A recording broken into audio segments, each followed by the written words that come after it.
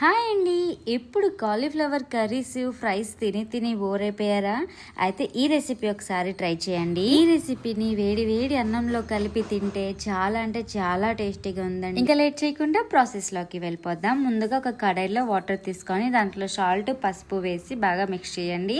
దాంట్లోనే కాలీఫ్లవర్ వేసి ఉడికించుకోవాలి. ఇప్పుడు వేరే పాన్ లో ఆయిల్ వేసి ఒక 5-6 ఎండుమిర్చి వేసి ఫ్రై చేసుకొని పక్కన పెట్టుకోండి. ఇప్పుడు అదే ఆయిల్ లో వెల్లుల్లి కూడా వేసి ఫ్రై చేసుకోండి. ఒక 2 టమాటోస్ ని తీసుకొని ఇలా రౌండ్ రౌండ్ గా కట్ చేసుకొని ఆయిల్ లో ఫ్రై చేసుకోవాలి. ఇప్పుడు ఒక 2 పెద్ద సైజు ఆనియన్స్ ని తీసుకొని సన్నగా కట్ చేసుకొని ఆయిల్ లో ఫ్రై చేసుకోవాలి.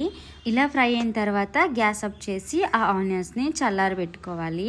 ఇప్పుడు వేరే బౌల్లో టేస్ట్ కి సరిపడంత సాల్ట్, ఫ్రై చేసుకున్న ఎండుమిర్చి ఇంకా వెల్లుల్లి వేసి బాగా మిక్స్ చేసుకోండి. దాంట్లోనే ఫ్రై చేసుకున్న టమాటోస్ ని ఇంకా ఉడికించుకున్న కాలీఫ్లవర్ ని వేసి బాగా కలుపుకోవాలి. ఇప్పుడు ఫ్రై చేసుకున్న ఆనియన్స్, కొత్తిమీర వేసి బాగా మిక్స్ చేసుకొని వేడి వేడి రైస్ లో కలుపుకొని తింటే సూపర్ గా ఉంటుందండి ఈ కాలీఫ్లవర్ భర్త. ఈ వీడియో నచ్చితే ప్లీజ్ సబ్స్క్రైబ్ చేసుకోండి.